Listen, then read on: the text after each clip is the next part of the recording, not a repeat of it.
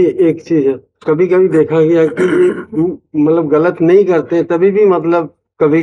अब ऐसे आप अच्छे हो, निरपराध हो, कोई पाप नहीं किया, लेकिन वो पाप जिसका आपको कभी दंड नहीं मिला और आपसे गलती हुई, आपने कभी प्रायश्चित नहीं किया, वो आपको असली सत्य जगह में जहां बिल्कुल निर्दोष हो वहां दंड दिलवा देगा। ये हमारी बात को मान लेना। वो हमारे कर्म का फल हमको भोगना पड़ेगा। रामकृष्ण परमहंस जी बहुत दिव्य अवस्था को प्राप्त महापुरुष, गले में कैंसर था। क्यों था भाई? भीष्म जी को 6 महीना बाणों की सजा सैया पर सहन करना, ये क्या है? अवश्य में भोक्तव्यम कृतम कर्म शुभाशुभम। बिना किसी हमारे कर्म के हमको कोई फंसा नहीं सकता। ये सत्य बात है कि वर्तमान में आप बिल्कुल निरपराध हैं, लेकिन आपको दंड मिल रहा है वो आपका पूर्व कर्म, जबरदस्ती, जिसको आपने कभी व्यक्त नहीं किया, जिसको कभी दंड नहीं भोगा गया, वो आपको दंड भुगता रहा है। इसके अलावा कोई भी हमें दंड नहीं दे। को ना काहू के सुख दुख कर दाता, निज कृत कर्म भोग सुनु भ्राता। कुछ अपराध ऐसे होते हैं जो तत्काल निपट जाते हैं, और कुछ ऐसे होते हैं सही ईमानदारी से देखो अपने लोग सब, जिनको कोई नहीं जानता है और आप जानते हैं। इसी जन्म में ऐसी कितनी सैकड़ों गलतियां हैं जो हमारी गलतियों का कोई दंड नहीं मिला है, और हमने गलती की है और हम कभी गलती माने नहीं और छुपा के मुस्कुरा के कि हम बड़े चतुर हैं। नहीं, चतुर नहीं, वो बीज बो गया है। अब वो ऐसी जगह फंसाएगा जहां तुम कसम खाओगे कि हमने बिल्कुल नहीं किया, और मानते हैं आपने नहीं किया, लेकिन ये वो कर्म का दंड है जो आप बीज बोए हो। आप उसका दंड नहीं, उसका प्रायश्चित नहीं, कोई जाना नहीं, वो दंड है। तो लोग भगवान पर आरोप करते हैं कि हाथ उठा कहते हैं, सत्य कहते हैं मैं निर्दोष हूं, पर उस भगवान ने देखो मुझे दंड दिया, पक्का समझो उसके यहां न्याय होता है। तो ईमानदारी से देखो, इसी जन्म में देखो, क्या हर पाप का प्रायश्चित आपको मिला है? हर दंड मिला है? 5 मिनट की गलती खुल जाती है तो 20 साल की सजा होती है, और ज्यादा हो जाए तो कब फांसी की सजा हो जाए। ऐसी कितनी गलतियां की है जो भगवान ने बख्श दिया है और आपकी छुपी हुई है। हम सब उसी लाइन में खड़े हैं। हम ये कहते हैं कि आज तक बड़ी कृपा हुई, वैज्ञानिकों के पास इतनी क्षमता नहीं है कि वो हमारी पूर्व चिप को टीवी में दिखा सके, नहीं तो अच्छे अच्छे की पोल खुल जाए। ले बोले 10 वर्ष से 20 वर्ष की अवस्था का ऑन किया, बोले गजब हो गया यार, ये आदमी, ये तो कहो इज्जत बची हुई है, नहीं बची? हाँ, तो वो बात हम जानते हो, तुम जानते हो। तो भगवान को कोसो मत, ईमानदारी से तुम न्याय करो। अगर यही तुम्हारे आचरण किसी और के होते और तुमको न्यायाधीश बनाया जाए, इसे दंड दो, तो कितने तुम आक्रोश में आके दंड देते। जो तुमने अपराध किए, जिनको खिलवाड़ समझते हो, वो पापाचरण हुआ है, सबसे हुआ है। कोई ऐसा यहां जन्मता नहीं है भगवान और भगवान के महाभागवत के सिवा। भूमि परत भा ढावर पानी तिम जीवई माया लपटानी, गलती हो जाती है। तो हम ये कभी ना कोसे कि हम अपराध नहीं करते पर हमको दंड मिला, इसका मतलब भगवान के दरबार में न्याय नहीं है, अन्याय है। कभी ऐसा नहीं। वो पाप है जो तुम्हारा दबा हुआ था, उसका दंड मिला पक्का। महाराज जी, इसमें एक चीज सोचनी है मुझे, जैसे जो हम नाम जप कर रहे हैं तो उससे हमें तो पता नहीं पहले क्या पाप है। अब तो हम जैसे सत्संग नहीं, आज के जीवन में तो पता है ना तुम्हें। आज तो मैं कुछ ऐसा मतलब कोशिश करता हूँ कि मुझसे कोई पाप ना बने। नहीं भैया, कोशिश, और आज कोशिश कर रहे हो पूरा। देखो आप जब से होश संभाला है, अगर हम उसको सही मायने में दायरे में खींच करके आपसे निर्णय करवाएं तो आपके द्वारा ही ऐसी गलतियां कोई ये नहीं कह सकता। झूठ भले बोल सकते हो, कोई ऐसा नहीं कह सकते। क्यों? सर्दी आती तो सबको सर्दी लगती है, गर्मी आती तो सबको गर्मी लगती है। ऐसे सब विकारों से रचना है इस शरीर की। केवल अध्यात्म के द्वारा रोका जा सकता, दूसरा कोई उपाय नहीं है। ये इंद्रिया मन पापाचरण ही कराते हैं। इसमें मतलब हमारे आगे दलील किसी की इसलिए नहीं चलेगी क्योंकि हम उसी विषय में घुसे हुए हैं। अध्यात्म हमारी पढ़ाई है, उसको एक एक, जैसे नहीं होता, जितने भी डॉक्टर हैं वो ये सब खोखे के हैं, पांच भौतिक इस ढांचे के, लेकिन इसके अंदर 2 शरीर हैं, सूक्ष्म शरीर और कारण शरीर। उनसे परिचय किसी का नहीं है। अध्यात्म उनका ऑपरेशन करता है, ध्यान रखना। तो जब तक अध्यात्म की जानकारी नहीं हुई तब तक हमसे गलतियां होंगी, होती रहेंगी। तो नाम जब से इसको हाँ, तो इतना नाम जप हो कि आप देखो, नाम जब शुरू करोगे तो आप पहचानो ना, जहां नाम जब शुरू करोगे गंदगी शुरू हो जाएगी। हाँ, गंदी गंदी बातें आने लगी। मन के पहले जैसे हाँ, वो क्या है, तुम्हारे मन की सामग्री बाहर निकल रही, वो निकल रही है अभी। हाँ, धीरे धीरे निकल रही। पर इतना नाम जप करो, अब जैसे नाम जप से सारे पाप नष्ट हो जाते हैं, पक्का नष्ट हो जाते हैं। हम बिल्कुल स्पष्ट, हम कोई अंधविश्वास वाली बात नहीं करते। पूर्व के सारे नष्ट हो गए, आगे संभाल के चल रहे, गलती हो जाएगी भगवान क्षमा करेंगे, उसके पाप नष्ट करेंगे। आज जो आप नाम जप कर रहे हो, वर्तमान में जो आपके मन के पाप है वो नष्ट हो रहे हैं, जो आपके पूर्व के जमा भूत के वो नष्ट हो रहे हैं। लेकिन उस भूत से जो इसका निर्माण हो गया है उनको भोगना पड़ेगा, बड़े बड़े महापुरुषों को भोगना पड़ा है, समझ रहे ना आप? खूब नाम जप करते रहो, नाम जप से सब पाप नष्ट हो जाते हैं। आप जैसे कहते हो कि नाम जब से सब कुछ मिल जाता है, तो मैंने पूरी जिंदगी आप पे वो कर दिया कि मैं हर चीज अपनी नाम जब से पा सकता हूँ। बस तुम नाम जप राधा राधा राधा करते रहो, पापाचरण से बचते रहो, कायर बन के बैठना मत, खूब मेहनत करो, परिवार की सेवा करो, ये परिणाम आपको महामंगल कर देगा। इसमें एक चीज मैंने पूछनी थी। तो अब जैसे मैं काम करता हूँ, मेरा रियल एस्टेट का काम है, प्रॉपर्टी का किराए पे घर दिलाना और परचेज। मेन प्रश्न बोलिए। प्रश्न ये है कि मेरा साथ में फाइनेंस का भी काम है, तो वो कोई गलत तो नहीं है उसमें? भैया, हमको व्यापार संबंधी ज्ञान नहीं कि अब जैसे आप कह रहे हो फाइनेंस, हमें पता ही नहीं फाइनेंस की ए गंगा ब्याज पे पैसे जैसे बैंक देता है, कमेटियों का काम है उसमें।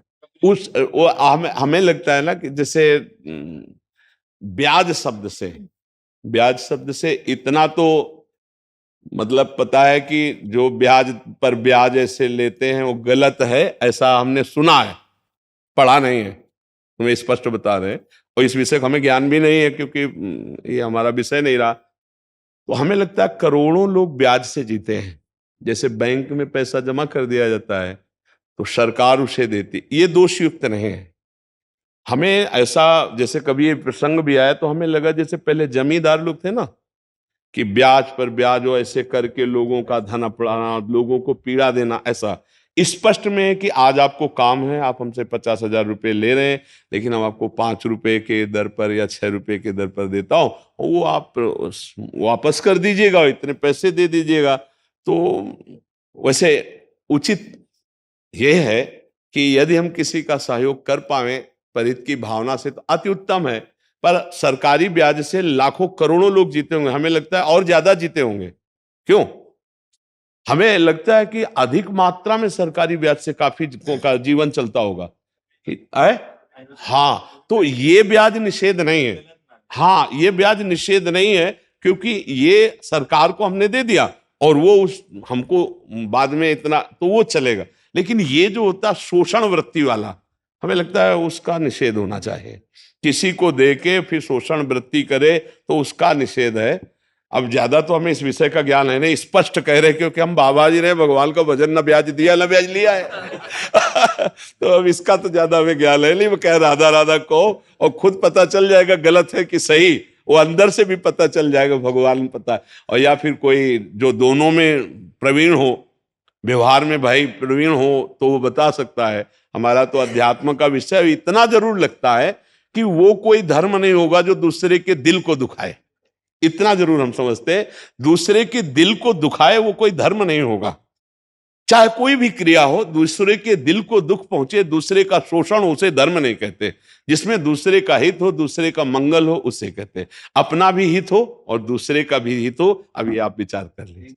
ललित भारद्वाज जी, दिल्ली से। श्री राधा वल्लभ श्री राधा वल्लभ श्री हरिवंश महाराज जी, आपके चरणों में कोटि कोटि प्रणाम।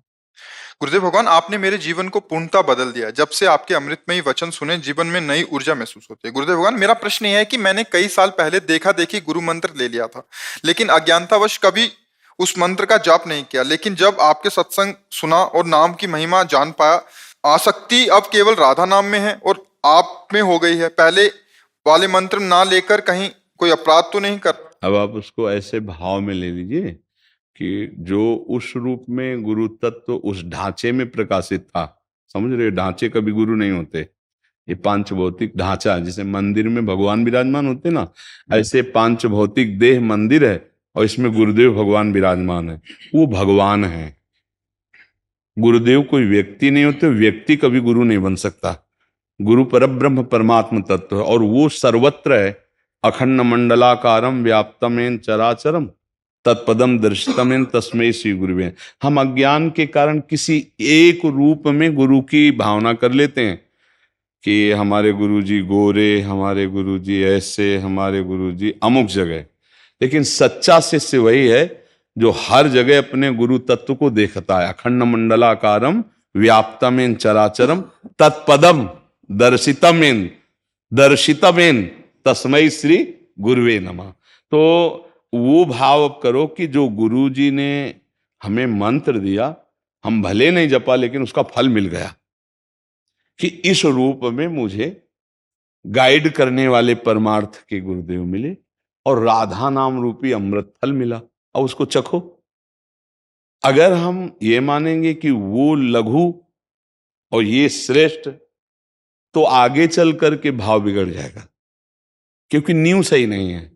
नींव ये माननी है कि उसी रूप में जो गुरुदेव कृपा कर रहे थे, वो इस रूप में आकर के वो जो मंत्र दिया उसकी कृपा हुई कि ये नाम प्राप्त हुआ। स्मृति कर लो, कोई परेशानी नहीं, आपका सतमार्ग पुष्ट हो जाएगा। और धन्यवाद है कि आप संत वाणी पर श्रद्धा और विश्वास किए। संत वाणी पर श्रद्धा विश्वास आप किए, इसलिए आपको धन्यवाद कि आपने अपने ऊपर कृपा करके अपने उद्धार के लिए कदम बढ़ा दिए। संत कृपा और हरि कृपा सब पर है, लेकिन अपने ऊपर कृपा कर ले वो महान। हमारी बात को समझना। जैसे हमने रसोई परस कर रख दी, अब आप पा लो तो हमारी मेहनत सार्थक हो गई ना, और आप स्वस्थ हो जाओगे, आपका पेट भर जाएगा। ऐसे ही हम सब शास्त्रों से बीन बीन करके शब्द, सब संतों से अपने अनुभव के मिला के रसोई तैयार करके सत्संग दे दिया। अब उसको आप स्वीकार कर लो, आप परमात्मा प्राप्ति के योग्य हो जाए। तो मेरी मेहनत सफल हो गई, मेरा शरीर धारण करना सफल हो गया, और आपका काम बन जाएगा कि आप दुख निवृत्ति परमानंद की प्राप्ति हो जाएगी। खूब नाम जप करो, कहीं दोष दर्शन मत करो, भाव यही रखो भगवान जिसको जैसा चला रहे हैं वैसे चल रहे हैं। हमको भगवान जहां जहां हाथ पकड़कर जैसे आगे बढ़ाते जा रहे हैं वैसे हम चल रहे हैं। बड़ी कृपा भगवान के, बस इतना। किसी पर दोष दर्शन करके, किसी को लघु मानकर, किसी को हे भाव से, तो वो भाव आपको आगे गिरा देगा। ये बहुत सूक्ष्म विषय परमार्थ का है, अध्यात्म का। वो भाव आपके साथ ही चल रहा है, और कहीं ऐसी जगह जहां आपको उन्नति प्राप्त करनी हो वहीं वो आपको गिरा देगा। इसलिए विश्व में कहीं भी लघु भाव नहीं होना चाहिए, हे भाव नहीं होना चाहिए। और सच्ची मानिए, आप जैसे फिल्म देखते हैं तो आप उससे उदाहरण लीजिए। अगर आप अभिनय करने वाले को पहचानते हैं तो कभी वो बहुत अच्छा पॉजिटिव अनुभव करता है उसके रोल से, और कभी निगेटिव, बहुत दुष्ट रोल वो कर रहा है। लेकिन आपके मन में क्या होता है? ये जो अभिनय कर रहा है ये बुरा आदमी नहीं है, ये अभिनय कर रहा है केवल। ऐसा होता है नहीं। ऐसे ही आप सच्ची मान लो, इस पूरे संसार के रंगमंच पर केवल श्री कृष्ण है। मत्ता परतरम नान्यत किंचिदस्ति धनंजय, किंचन मात्र मेरे सिवा कुछ नहीं।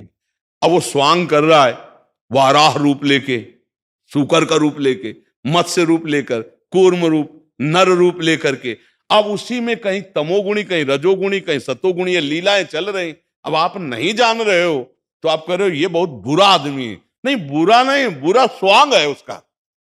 चूंकि इस समय वो तमोगुण का रोल कर रहा है, इस समय रजोगुण का स्वांग रच रहा है, इस समय सतोगुण का रच रहा है। हमारी बात समझ में आ रही? और एक है त्रिगुणातीत लीला जो माया रहित है, उसी की प्राप्ति के लिए हम भजन कर रहे हैं। तो हम किसी की निंदा करेंगे, मानो अपने श्री कृष्ण की निंदा कर रहे, अपने गुरु की निंदा कर रहे, अपने हरि की निंदा कर रहे। नहीं, वो बुरा है, नहीं वो बुरा नहीं है, बुरा स्वांग कर रहा है।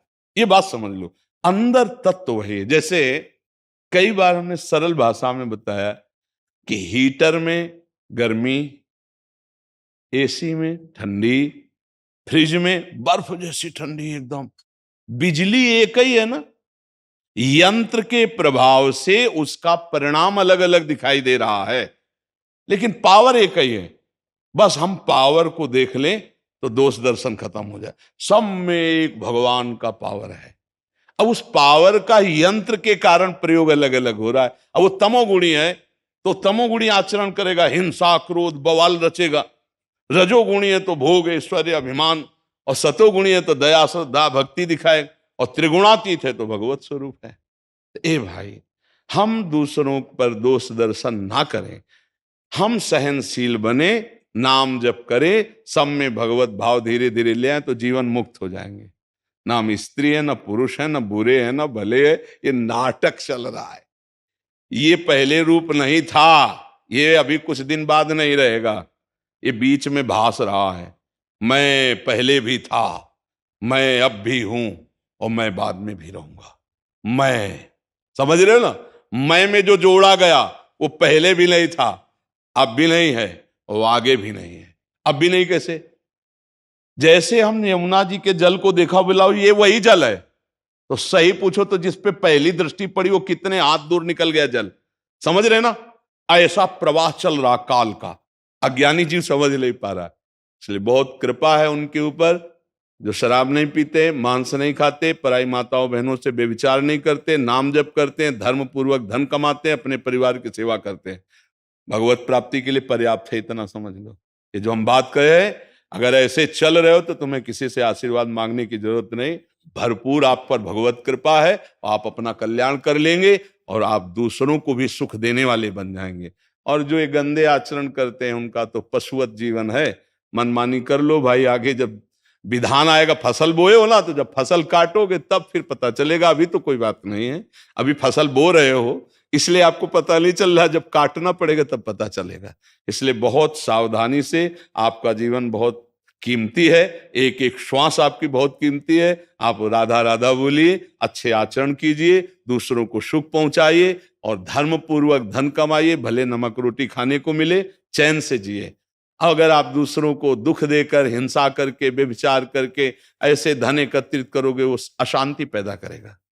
इस लोक में भी आपको अशांति रहेगी और बाद में परिणाम में आपको दुर्गति भोगनी पड़ेगी। देखो, कानून के खिलाफ में अगर फंस गए तो आजीवन कारावास, फांसी की सजा सब होती है ना। ऐसे ही ये तो एक देश का संविधान है, पूरे अनंत ब्रह्मांडों का एक संविधान है जिसे भागवतिक संविधान कहते हैं, और उसमें दंड मिलता है नरक में। ऐसा ना समझो कि कोई गप है, जैसे कह दे कि जब चोरी करोगे, पकड़ोगे, जाओगे तो बहुत पिटाई होगी और सजा होगी, बोले गप है। तो जब फंस जाते तब हमें, एक बार गंगा किनारे एक मिले थे हमें, जो मतलब ऐसे आचरण करते थे, वो छुपे छुपे भाग रहे। तब उन्होंने, हम कहा तो आपको कष्ट भी हुआ होता? वो हाथ दिखा रहे थे, नाखून सब उखड़े हुए उनके थे। उनका ऐसी दुर्दशा होती है जब पुलिस के चक्कर में फंस जाए, हर रोम रोम कहता कभी गलती नहीं करेंगे, कभी पाप नहीं करेंगे। तो यहां तो कम से कम थोड़ी दया तो है, हृदय है।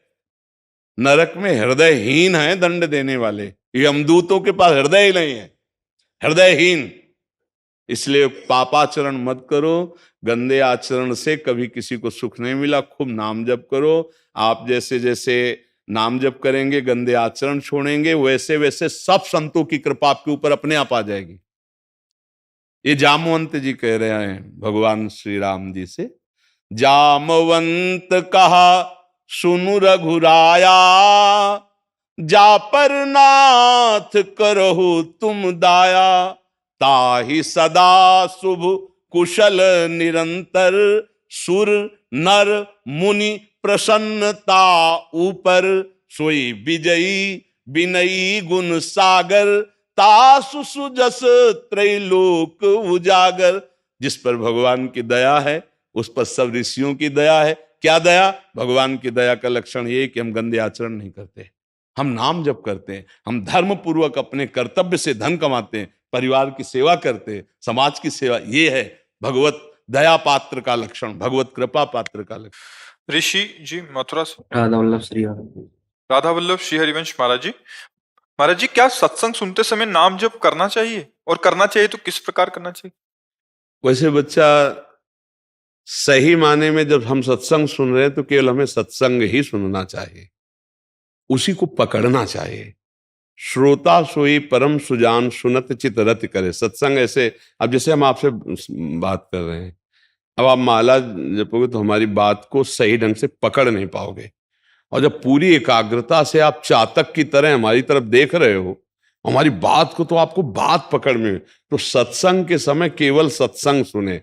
अब दूसरी बात, अब जैसे तुम्हारा मन भाग रहा है, सत्संग में नहीं लग रहा है, तो उसको फिर हम फंसाते हैं, राधा वल्लभ श्री हरिवंश, और सत्संग भी सुन, और सत्संग में अगर एकाग्रता बंधी तो इसे रोक दिया, और जब मन फिर चंचल हुआ तो फिर शुरू कर दिया।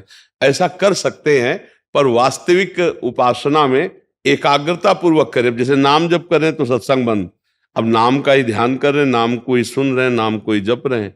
सत्संग सुन रहे हैं तो भगवान का ही तो सुन रहे हैं ना, तो पूरी एकाग्रता उसी में लगाएं कि वक्ता क्या बोल रहा है, उसका भाव क्या है, क्या इसका अर्थ होता है, हमको जीवन में क्या छोड़ना है, क्या पकड़ना, वो मनन चल रहा है जितनी देर सत्संग में बैठे हैं। जब नाम जप कर रहे हैं तो नाम में चित्त लगाए।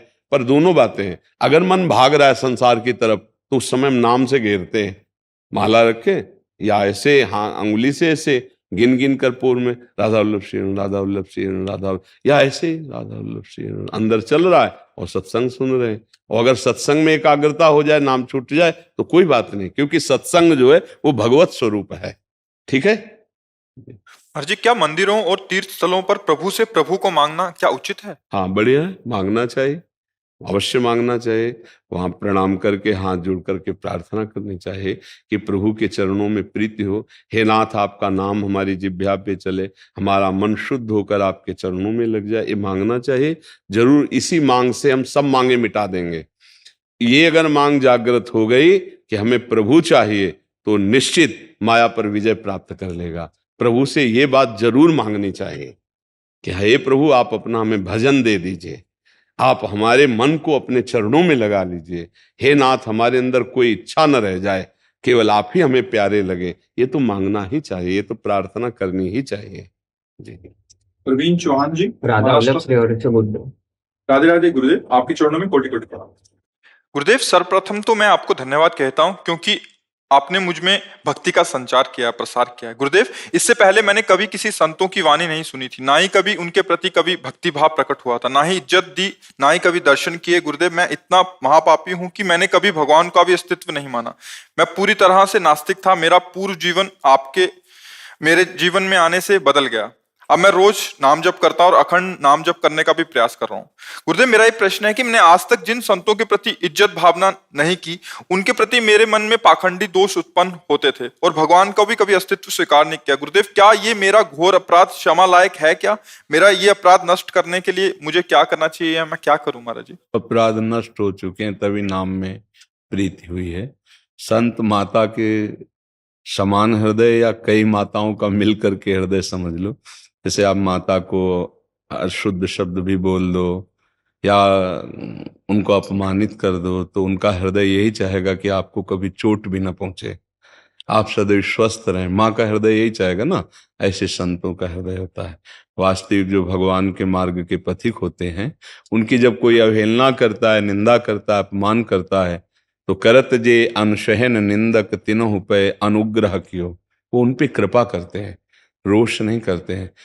जैसे कैलाश पर्वत से जब भगवान शिव ने देखा विभीषण जी को रावण ने लात मारी, और विभीषण जी ने हाथ जोड़कर कहा, तुम पितु सरिष भले ही मोहि मारा, राम भजे हित नाथ तुम्हारा। तो भगवान शिव बोल पड़े, उमा संत कह यही बड़ाई, मंद करत जो करे भलाई। देखो विभीषण संत है, उमा यही संत की महिमा है। वो लात मार रहा है, वो हाथ जोड़कर उपदेश कर रहे हैं कि राम भजे हित नाथ तुम्हारा। सब संतों को मन से प्रणाम करो, अंदर से।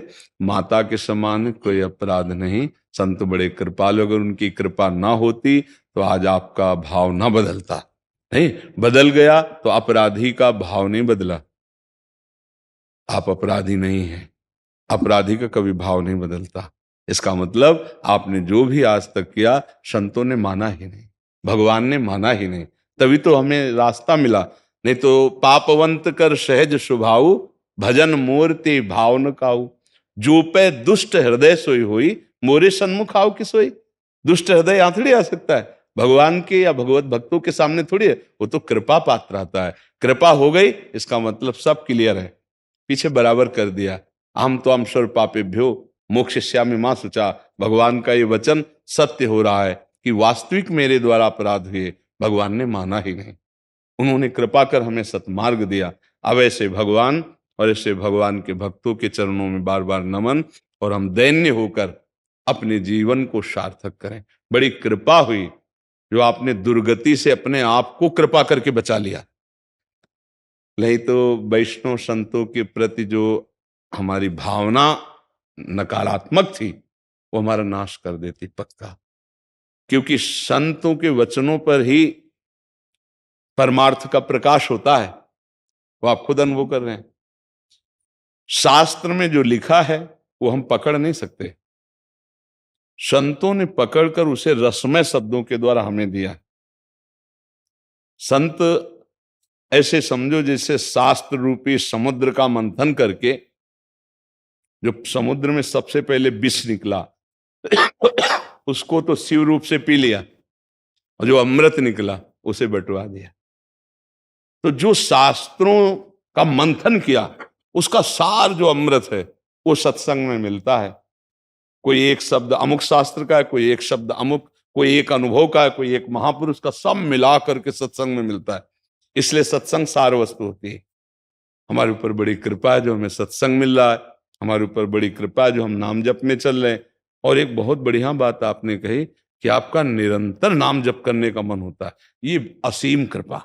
बीच बीच में 15 मिनट के लिए छूट जाता है गुरुदेव, फिर बाद पर आपने जो देखो लक्ष्य बन गया ना, तो छूटने की बात पर ध्यान नहीं दिया। लक्ष्य पर लक्ष्य बन गया तो निश्चित वो लक्ष्य आपका छूटने नहीं देगा। एक दिन ऐसा आ जाएगा, तद विस्मरणेन परम व्याकुलतेति। अगर एक क्षण के लिए भी विस्मरण होगा तो लक्ष्य बन चुका है ना कि निरंतर भजन, तो व्याकुलता पैदा हो जाएगी। आप चलते रहिए, खूब नाम जप कीजिए, आहार शुद्ध रखिए, आचरण शुद्ध रखिए, और दूसरों में दोष दिखाई देने पर भी उसकी निंदा मत कीजिए। भगवान जिसको जैसे चला रहे हैं वैसे चल रहा है। ये माया का खेल है, कोई रजोगुणी खेल खेल रहा है, कोई तमोगुणी खेल खेल रहा है, कोई सतोगुणी और कोई त्रिगुणातीत। ये भजन, सत्यता पे चलना, भगवान का चिंतन, भगवत सेवा, परम हित, ये सब त्रिगुणातीत है, ये भगवत स्वरूप है। तो हमें चाहिए कि हम किसी की निंदा न करें। आज का सत्संग सुना था क्या? प्रारंभ से, प्रारंभ का मतलब होता 4:15 बजे से। जैसे हम बैठे थे तो आज थोड़ा विलम्ब हो गया, तो हो सकता है 4:25 पे शुरू हुआ हो। थोड़ा विलम्ब हो गया था, हम बाहर गेट पे ही थे। हाँ, तो जब सत्संग कहीं सुनने को जब जैसे संतों को मिले ना, तो उसमें विलंब शब्द नहीं होना चाहिए। जैसे अमृत बट रहा है, पता नहीं कौन सी पंक्ति ऐसी जो हमारे जीवन को उठा दे और वो निकल जाए, तो हमें दौड़ करके जाना चाहिए और राइट टाइम के 10 मिनट पहले बैठ जाना चाहिए, और जयकारा लगने के बाद में उठ के जाना चाहिए। ये सत्संग का सुनने का नियम है। गोस्वामी तुलसीदास जी को जब हनुमान जी का परिचय भूत ने बताया था ना, तो यही बताया था, सत्संग में सबसे पहले आते हैं और सबके बाद में जाते हैं। वो हनुमान जी होंगे जो सबके पहले आते हैं, मलिन वेशधारी, और सबके बाद में जाते हैं। मतलब जो महान भक्त है उसका ये स्वरूप है। उनको क्या सुनना है, वो ज्ञानी नाम अग्रगण्यम, लेकिन सत्संग की महिमा है। तो अगर आज सुने होते तो बहुत बढ़िया। इसमें से किसी ने सुना आज का सत्संग? हाँ, उसमें सबसे बड़ी बात थी सहनशीलता। यदि आपको कोई गाली देता है, अपमान करता है, निंदा करता है, यद्यपि आप में सामर्थ्य है कि आप उसको दंड दे सकते हैं, लेकिन आप सह गए, तो आपको भगवान इतनी ऊंचाई पर चढ़ा देंगे, फिर कोई अपराध करेगा भी तो आपको गुस्सा नहीं आएगा। काम क्रोध लोभ आपको छू नहीं सकेंगे। ये अध्यात्म की सामर्थ्य है। ये शारीरिक बल नहीं काम करता, इसमें अध्यात्म बल काम करता है। तो अब जैसे कोई गलत है, हमें दिखाई दे रहा 100% गलत है, पर हमें यह मानना है कि ये माया के द्वारा प्रेरित है। हम उसकी निंदा करेंगे तो गंदगी अपने में लेंगे ना। भैया, राधा राधा राधा। हाँ, अगर वो मित्र है, हमसे पूछता है, हमारा दोस्त है, तो हम उससे कह सकते हैं भाई देखो तुम गलत चल रहे हो, हमने संतों से सुना है, शास्त्र में सुना है, ऐसे आचरण करना गलत होता है। फिर भी नहीं मानता तो हमें ना द्वेष करना है ना मित्रता करनी, हमें दूरी हट जाना चाहिए। जाके संग कुमति मति उपजय, करत भजन में भंग, तजो रिमन हरि विमुखन को संग। पर हम उसकी निंदा नहीं करेंगे। अगर निंदा करेंगे तो उसके जो पाप हैं वो हमारे ऊपर आ जाएंगे, हमारी बुद्धि मलिन हो जाएगी और वैसे ही आचरण वाले हम बन जाएंगे। खूब नाम जप कीजिए, जीवन का लक्ष्य बना लीजिए कि हमें धन भी कमाना है। 4 पुरुषार्थ हैं, धर्म, अर्थ, काम, मोक्ष। हमें धन भी कमाना है क्योंकि परिवार की सेवा करनी है, शरीर को चलाना है। धर्म से धन कमाना है जीने के लिए, और जीना है लक्ष्य के लिए। लक्ष्य है भगवत प्राप्ति, इसलिए हमें निरंतर भजन करना है। बस इतनी बात समझ में आ जाए ना तो सब बात समझ में आ गई। जीने के लिए धन चाहिए, धन के लिए धर्म पूर्वक हम कमाई करेंगे। ये बात बहुत कम समझ में आती है। जीने के लिए धन चाहिए, सबको पता है। धर्म से युक्त जो अर्थ है वो आपको भगवान की प्राप्ति कराने में सहायक होगा। पाप का पैसा पाप ही सुचवाएगा और पाप ही करवाएगा और दुख ही देगा। अधर्म युक्त कमाई से बचे, धर्मयुक्त कमाई करे, ये जीने के लिए। लेकिन जीवन का लक्ष्य भगवत प्राप्ति। हम जी रहे हैं श्री भगवान की प्राप्ति के लिए, इसलिए हर समय राधा राधा राधा राधा, कृष्ण कृष्ण, जो नाम प्रिय जो गुरुदेव ने दिया हो खूब नाम जप करे। ठीक है बच्चा? और धन्यवाद आपका, क्योंकि आपने बात मानी तो आपका परिवर्तन हुआ। हमारी बात से परिवर्तन नहीं हुआ, परिवर्तन हुआ आपकी श्रद्धा से। भगवान ने कृपा करी, जो आपके हृदय में संत वाणी के प्रति श्रद्धा कर दी, आपने स्वीकार किया, तो धन्यवाद आपको कि आपने स्वीकार किया। जैसे माँ बच्चे को जब दूध पिलाती है ना, अगर वो पी लेता है तो माँ को खुशी होती है और आशीर्वाद देती है। दूध पीने से बच्चा ही पुष्ट होगा, लेकिन माँ को सुख होता है कि मेरा बच्चा दूध पी लिया, आप स्वस्थ होकर खेले जाके। वैसे पीठ में हाथ दे, बहुत अच्छे राजा बाबू, तुमने दूध पी लिया ना, अब खेलो। ऐसे ही राजा बाबू, तुमने हमारी बात मान ली, तुम धर्म से चलने लगे, भगवान के मार्ग में चलने लगे, इसलिए आप सुखी रहोगे। आप धर्म से चलोगे तो ये हमारे जीवन की सार्थकता है। आपने हमारे जीवन को सार्थक होने में, हमारी वाणी को सार्थक होने में सहयोग दिया, तो आपका जीवन सार्थक हुआ। ये बात से हमारा जीवन सार्थक हो गया। तो धन्यवाद आपका, जो आपने हमारी बात मानी। ये सबके लिए जो आप बात मान रहे हो, ये हमारे ऊपर कृपा कर रहे हो, क्योंकि ये हमारी ड्यूटी है। हम भगवान के सेवक हैं और ये भगवान की सृष्टि है। अगर इस सृष्टि में सुधार हो जाए थोड़ा भी, तो अपने स्वामी की सेवा कर ली ना, तो आप हमारे स्वामी की सेवा में सहयोगी बन गए, आप बात मान गए, आपका जीवन सुखमय हो जाए, यही हमारा लक्ष्य है जी। मनीष जी, शोभा जी, वृंदावन से। गुरुदेव, आपके चरणों में कोटि कोटि नमन।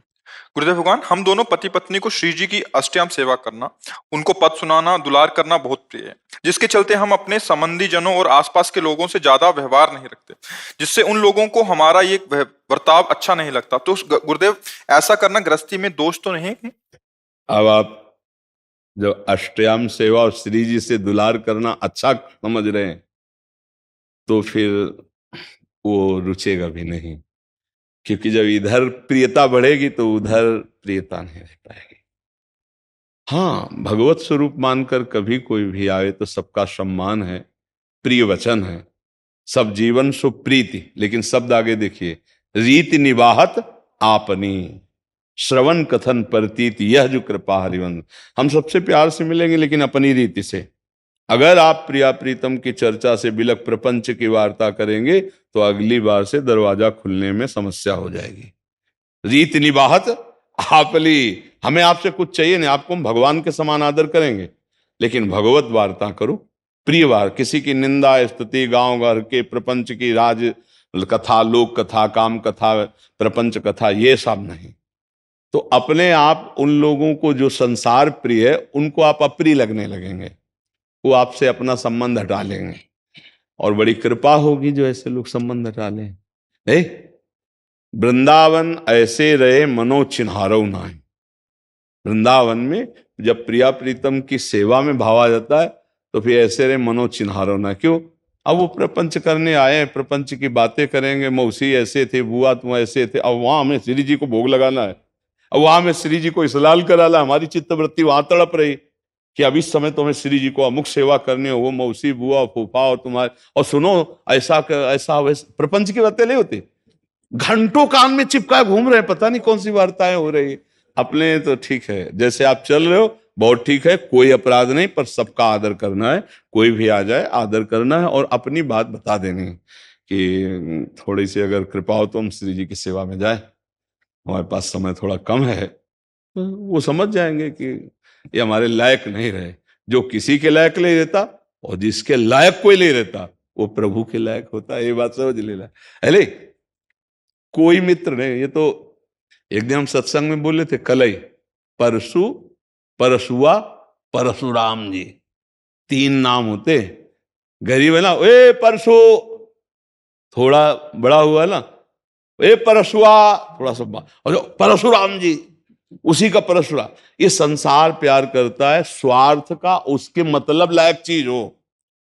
ये संसार का स्वार्थ का संबंध है। इसलिए जाके प्रिय न राम वै देही, तजिए ताहि कोटि बैरी सब, यद्यपि परम स्नेही।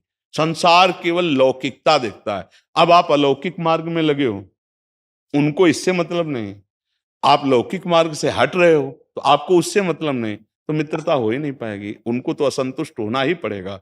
अपनी तरफ से हम असंतुष्ट व्यवहार ना करें, क्योंकि गृहस्थी में हो। वैराग्यवान को यह भी नहीं, वैराग्यवान को यह है कि हम उनके संतुष्ट होने वाला व्यवहार न करें।